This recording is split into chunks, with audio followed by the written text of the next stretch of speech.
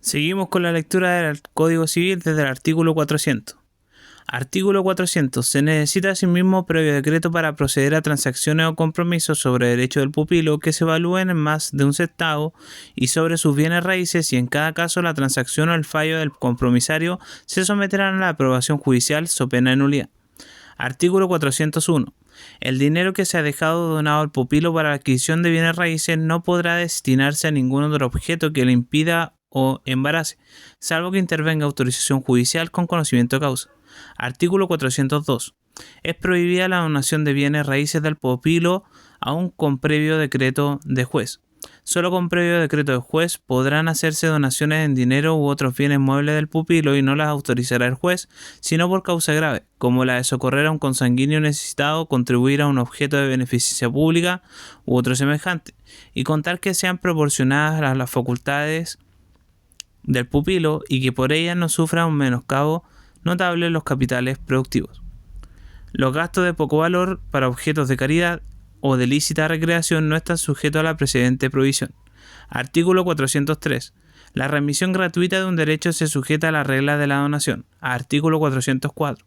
El pupilo es incapaz de ser obligado como fiador sin previo decreto judicial, que solo autorizará esta fianza a favor de un cónyuge, de un ascendiente o descendiente y por causa urgente y grave. Artículo 405. Los deudores del pupilo que pagan al tutor o curador quedan libres de todo nuevo pago. Artículo 406. El tutor o curador deberá prestar el dinero ocioso del pupilo con las mejores seguridades al interés corriente que se obtenga con ellas en la plaza. Podrá, si lo estimare preferible, emplearlo en la adquisición de bienes raíces. Por la omisión de esta materia, será responsable de lucro cesante, en cuanto aparezca que el dinero ocioso del pupilo pudo emplearse con utilidad manifiesta y sin peligro.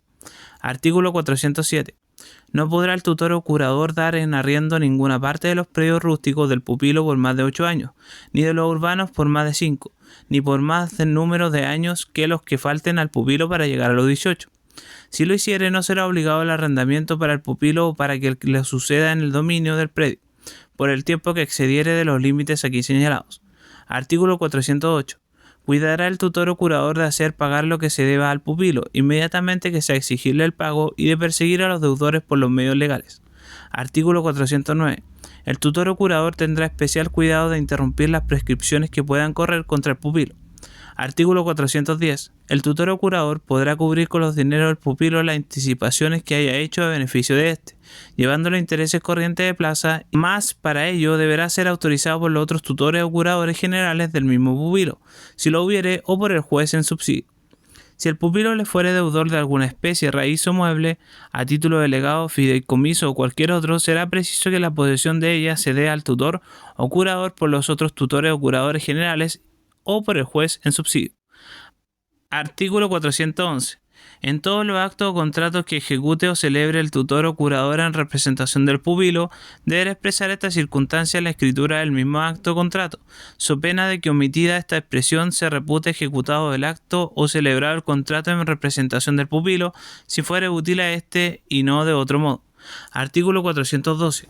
Por regla general, ningún acto o contrato en que directa o indirectamente tenga interés el tutor o curador o su cónyuge o cualquiera de sus ascendientes o descendientes o de sus hermanos o de sus consanguíneos o afines hasta el cuarto grado inclusive o alguno de sus socios de comercio podrá ejecutarse o celebrarse sino con autorización de los otros tutores o curadores generales, que no estén implicados de la misma manera o por el juez en subsidio.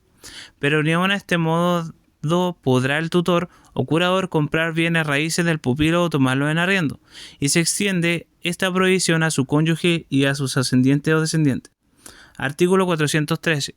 Habiendo muchos tutores o curadores generales, todos ellos autorizarán de consuno los actos y contratos del pupilo, pero en estas materias que por haberse dividido la administración se hallan especialmente a cargo de uno de dichos tutores o curadores, bastará la intervención de autorización de este solo.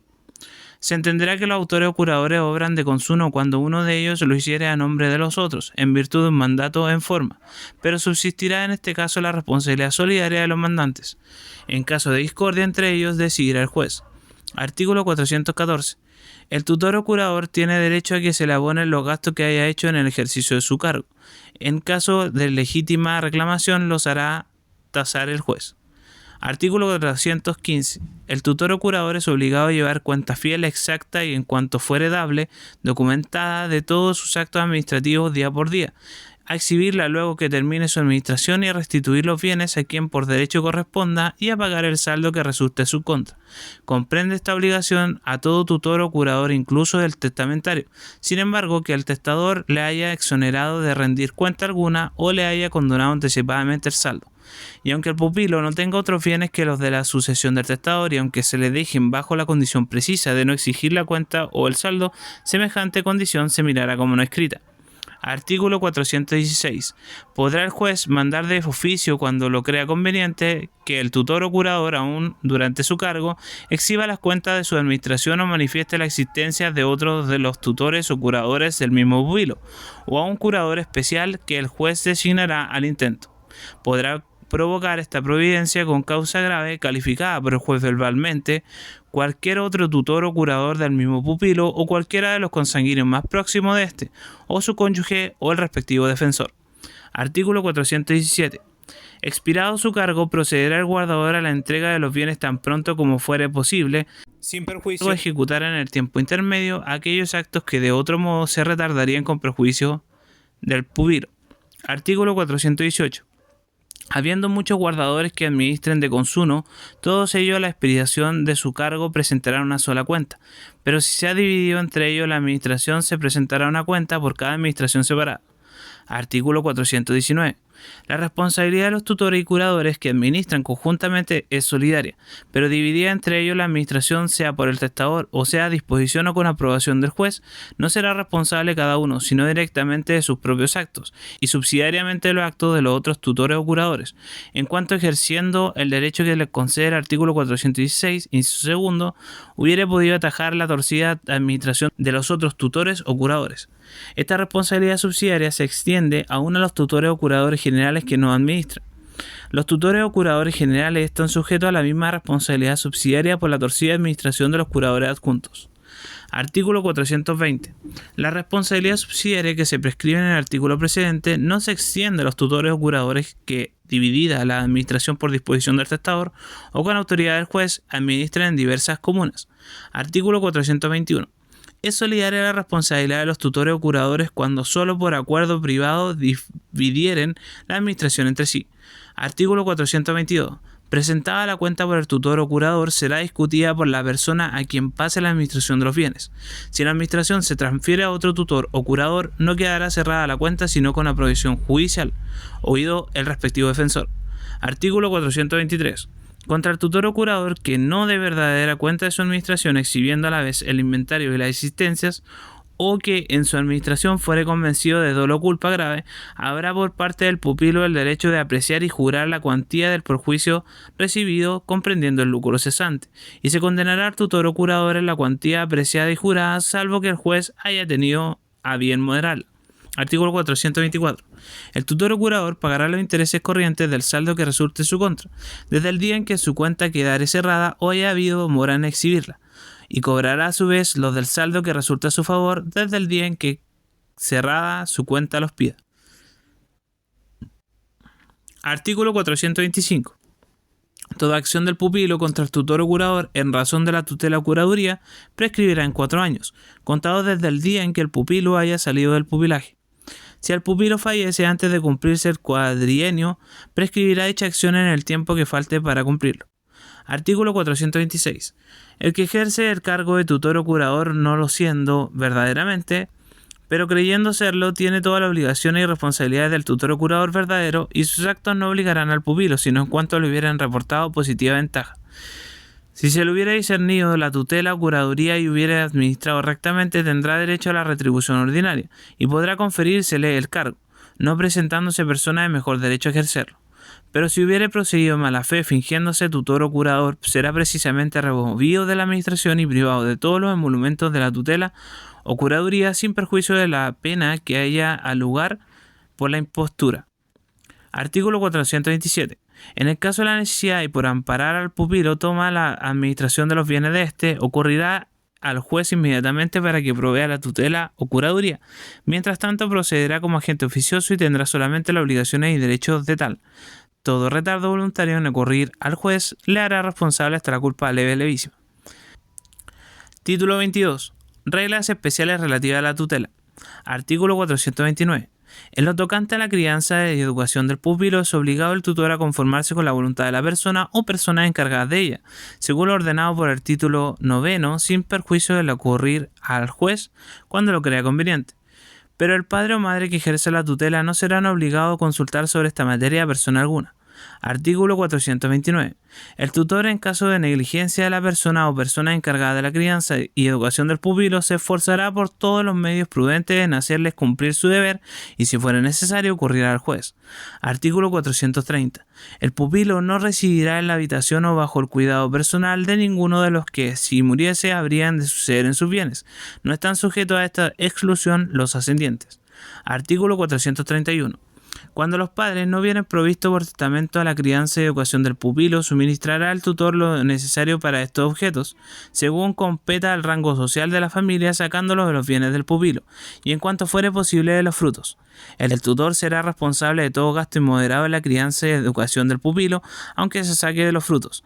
Para cubrir su responsabilidad podrá pedir el juez que, en vista de las facultades del pupilo, fije el máximo de la suma que haya de invertirse en su crianza y educación. Artículo 432. Si los frutos de los bienes del pupilo no alcanzaren para su moderada sustentación y la necesaria educación, podrá el tutor enajenar o gravar alguna parte de los bienes, no contrayendo empréstitos ni tocando los bienes raíces o los capitales productivos, sino por extrema necesidad y con la autorización debida. Artículo 433. En caso de indigencia del pupilo, recurrirá el tutor a las personas que por sus relaciones con el pupilo estén obligadas a prestarle alimentos, reconviniéndolas judicialmente si necesario fuere para que así lo hagan. Artículo 434. La continuada negligencia del tutor en proveer la sustentación y educación del pupilo es motivo suficiente para removerle de la tutela. Título 23. Reglas especiales relativas a la curaduría del menor. Artículo 435. La curaduría del menor de que se trata en este título es aquella que solo por razón de su edad está sujeto el adulto emancipado. Artículo 436. Llegado el menor a la pubertad, su tutor entrará a desempeñar la curatela por el solo ministerio de la ley. En consecuencia, no será necesario que se le discierna el cargo, ni que rinda nuevas cauciones, ni que practique inventario. Las cuentas de la tutela y de la curatela se rendirán conjuntamente. Artículo 437. El menor adulto que careciere de curador debe pedirlo al juez, designando a la persona que lo sea. Si no lo pidiera el menor, podrán hacerlo los parientes, pero la designación de la persona corresponderá siempre al menor o al juez en subsidio. El juez, oyendo al defensor de menores, aceptará a la persona designada por el menor si fuera idónea. Artículo 438. Podrá el curador ejercer en cuanto a la crianza y educación del menor las facultades que en el título precedente se confieren al tutor respecto al impuber. Artículo 439. El menor que está bajo curaduría tendrá las mismas facultades administrativas que el hijo sujeto a patria potestad respecto de los bienes adquiridos por él en el ejercicio de un empleo, oficio, profesión o industria. Lo dispuesto en el artículo 260 se aplica al menor y al curador. Artículo 440. El curador representa al menor de la misma manera que el tutor al impuber. Podrá el curador, no obstante, si lo juzgare conveniente, confiar al pupilo la administración de alguna parte de los bienes pupilares, pero deberá autorizar bajo su responsabilidad los actos del pupilo en esta administración. Se presumirá la autorización para todos los actos ordinarios anexos a ella. El curador ejercerá también de pleno derecho la tutela o curatela de los hijos bajo patria potestad del pupilo. Artículo 441. El pupilo tendrá derecho para solicitar la intervención del defensor de menores cuando de alguno de los actos del curador le resulte manifiesto perjuicio y el defensor, encontrando fundado el reclamo, ocurrirá al juez. Artículo 442. A los que por pródigos o disipadores han sido puestos en entredicho de administrar sus bienes se dará curador legítimo y, a falta de este, curador dativo. Esta curaduría podrá ser testamentaria en el caso del artículo 451. Artículo 443. El juicio de interdicción podrá ser provocado por el cónyuge no separado judicialmente del supuesto disipador, por cualquiera de sus consanguíneos hasta en el cuarto grado y por el defensor público. El defensor público será oído aún en los casos en que el juicio de interdicción no haya sido provocado por él. Artículo 444.